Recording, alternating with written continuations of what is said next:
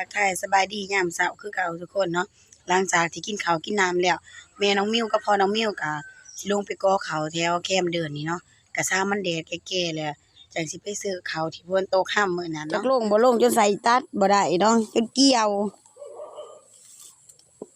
จักกะตัดบ่ได้อีเลยเด้จะได้หมู่เฮ็ดเส้นลงจักเท่าไรมือเรียนติดอยู่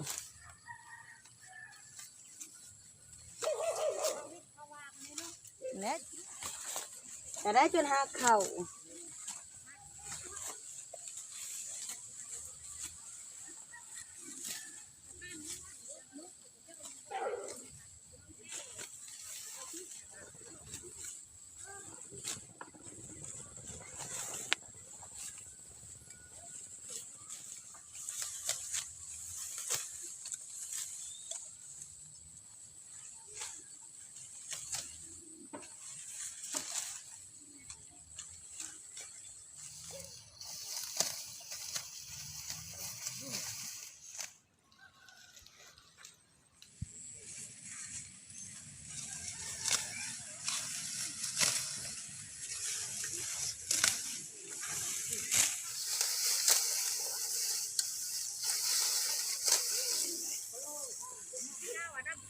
เขาฮักแต่ยังบ่พอเนาะยังมาเกี่ยวเขาลมอยู่เบิ่งแน่ป้านปูสาดเลยพุ่นหลังจากที่เกี่ยวเขาได้ระยะหนึ่งเนาะแม่น้องมิวกับพ่อน้องมิวก็สิขึ้นมาปั้นเขาก่อนแล้วสิลงไปมัดเขาซุ่มที่ย่างเนาะว่าสิลงมัดรอบเสามัดบ่ได้ทุกคนมันบ่แห้งขึ้นมาปั้นเขาก่อนแล้วสิลงไปเสิร์ฟเอาหมูหุงเนาะทุกคนหุงเฮาก็ได้ตุนเฮาเองบ่ได้ซื้อบ่ได้หาเนาะเมนูวันนี้กับตำหูปีกซี่โครงหมูป่ากับนางหมูป่าเนาะ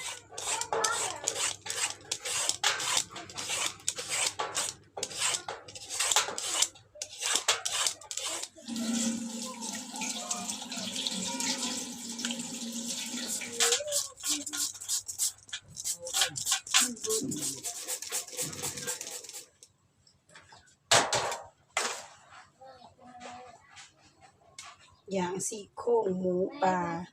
นี่นางมาทุกคนห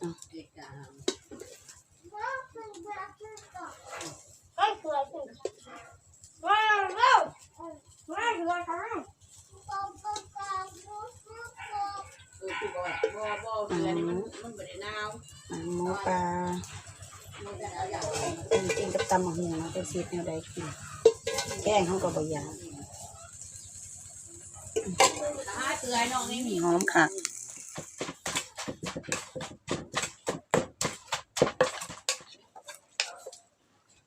อันนี้ความออกลูก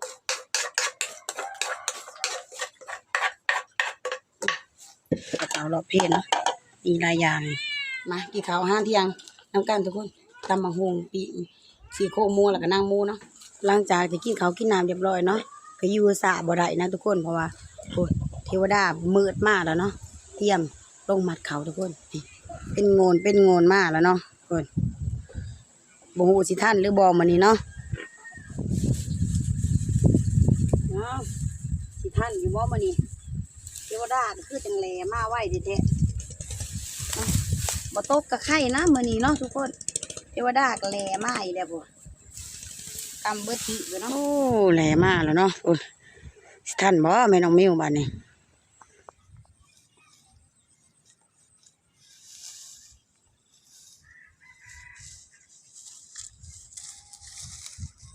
มัดเรียบร้อยเนาะทุกคนนี่คือพรเขา3-4 วันที่แล้วเนาะฝนตกลิ่นลงมาแม่น้องมิวมัดบ่ทันเนาะนี่กำลังแล้วเนาะลงตั้งแต่บ่ายโมงครึ่งกับพ่อน้องมิว2 คนนะทุกคนเนาะกำลังแล้วส่วนที่ย่างเนาะ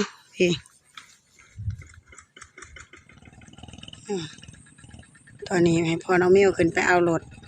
มาแก่เนาะเขาเจ้ากับแก่ขึ้นเบิดแล้วแหละย่างแต่แม่น้องมิวกับพ่อน้องมิว2 คนเนาะเพราะว่ามา2 คนเนาะเพื่อสิแล้วทุกคนเด้อเบิ่งพุ่นจุดค่ำจุดสิมื้อและพุ่นมาตั้งแต่บ่ายโมงปลายจนฮอด4 โมงอันนี้คนกำลังสิคนเนาะ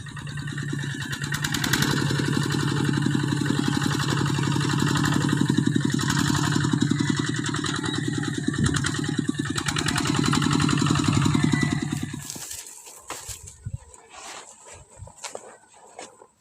เขาในบ่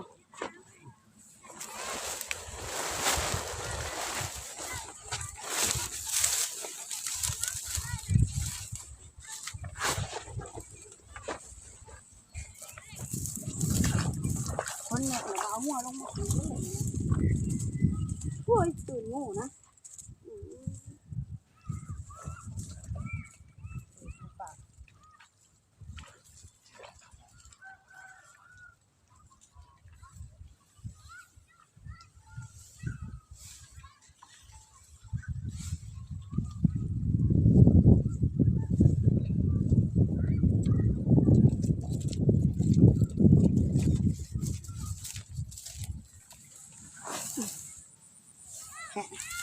อันนี้ขั้นใหม่แล้วนี่ใส่ไข่ฐานนี้เลยเนาะ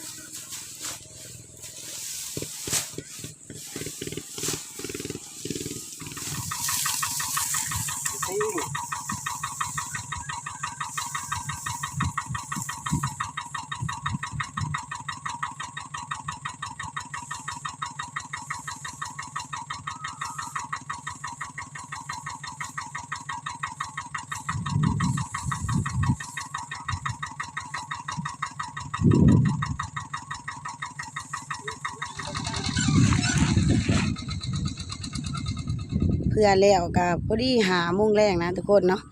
คำมืด แม่น้องมีก็ให้ในพันเฮาเอาขึ้นแล้วแม่น้องมีก็สิไปหา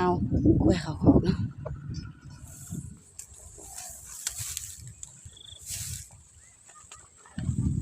อิ่มแห้งเบิ่งท้องบ่สาวอันนี้คือสิอิ่มแห้งเบิ่งท้องแต่ละโต้มีแต่คักๆเพื่อนที่ย่างบ่เป็น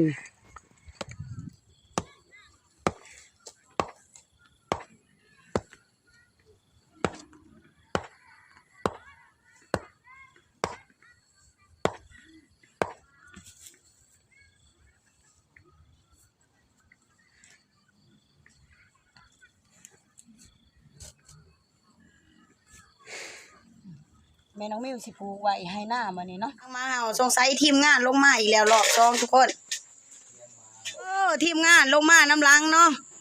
มานอยู่บ่ได้บ้านหม้อว้าโถค่ำมืดเนาะมันหมูเนามาจนค่ำจนมืดทำไมนะบอยเอียงเลยป่วยลืมกำลังลงมาห่อเนาะเน่าอย่างวะ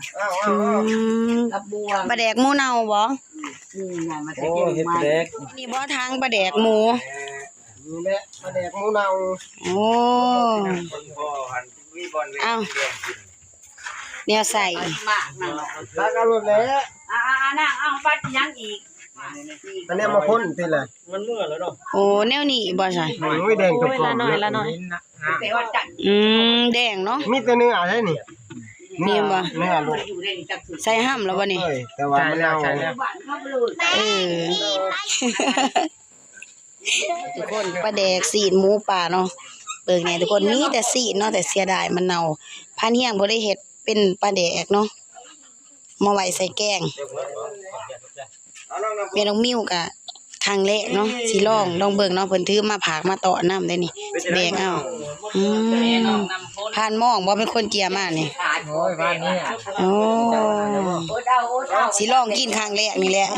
มได้บ่สิลองกินหยิบใส่สิขายกล้องให้นี่ลูกเอาบ่ยังบ่ทันได้เงินเด้เฮ้ยโอ้บ่ได้ก็เอาเป็นแบบข้าวเวียดกล้องเวียดดาวบ่ดาวเอาเป็นเขาก็ได้โอ้สิได้เนาะสีมันข่าวฉันสิกินเลือดสิกระเฉะบ่วะ บ่เอาดอกนางอีกบ่ล่ะ ฮะ บ่เอาดอกเอาให้เพิ่นแบ่งกัน ลองเบิ่งหน่อยหนึง ตอนนึงเอารถยัง เอาไปลองเบิ่งเคยกินหรือบ่ เดี๋ยว บ่จิตน้ำมันหลุดฮะงานเข้าบ่ฮอดนั่นแหละเนาะเพราะว่านี่ก็ขับมาเหมือนบุญแต่ก็ว่าจะได้ใช่อะไรอ่ะ คอยเบิดแล้วน้ำมัน น้ำหวาน ดีบ่ ยังบ่พอ 2,000 หอมกุ่นเลยเนาะสมัยเฮ็ดหนาคือสีหยีๆบ่ทันกินก็เอื้อมก่อนแหละโอ้ย โอ้ย โก้แล้วก็ หมู เจ้า ก่อดีแหละ สีชิมๆเบิ่งอ่ะพันว่า ชิมแล้วกับพันเฮียงจำกับเขาแช่ขึ้นหยัง โอ้เมื่อนี้ลองเด้อภรรยา ยังอยากเอาคืนเดียว เอา เดียวเมื่อสิปีให้โพน้องน้ำพ่นเพิ่นนะ เอา บ่ทันแล้วบ่ เอาใส่ถ้วยนี่บ่ อืม ประมาณ30นา ดี ที ๆเป็นถ้วย สัญญาณหนึ่งแห้งใครเลี้ยวหันสิเล่นไปหาเจ้าแล้วนะว่าดูไปได้ของสัญญาณหนึ่งแห้งแม่นแล้ว เต็มถ้วยบ่ เอาสำนึงหั่นแล้วสีลองคือกันคำมันแซ่บแห้งที่ใจสินำมือเอาน้ำพันเฮียงดอกบ่ยาก พักบ่ได้ยัง เอาพอแล้วเอาปัดขึ้น เอาโหลดเอาโหลด สิได้เงิ เอา น ใหม่ครับเบิ่ง ทุ่งบางยานี่ไม่ใช่ เอาช่องไปให้มิวละ เอาเด้อล้างเด้อ บ่ล้างเนี่ยหวยแล้ว แน่เมียน่ะผ่านพัดพบไปแล้ว เอา บ่สิหาล้างมือแล้วเลยดิ แล้วยังจังสิ อืม หวยเวลาไปเอาเงินทางอยากกอดแต่ห้องก็จะโอ้เติมเมียมันจะมามินจังซี่ ขอบใจลืมมาเมื่อหายในนั้นในตู้เย็นนะ แม่น้องน้ำฝนซักไข่ในเด้อกระเป๋าพันหม้อย่างน้ำล้างจนเมา โอ้โหแนวนั่นแหละไปตะอีต้นคนอย่างน้ำลังเนาะ แห้งห่านก็ประแดกคอยย่างน้ำล้างจนเมาเพราะเบิ่งนั้น ไล่งอบของงอบเครื่องพ้นมาแล้วบ่แม่นไล่ได้คุณแลรถอยู่ทางเขาอันตีนคันได้พุ่นมาฮอดนี่แม่น้องมิวก็สิขอจบวิดีโอนี้เพียงเท่านี้เนาะทุกคนขอบใจหลายๆเนาะทุกคนที่เข้ามาเบิ่งมารับชมเนาะฝากติดตามในคลิปต่อไปในเด้อทุกคนแม่น้องมิวก็สิพาอาบน้ำอาบทาก่อนเนาะบาย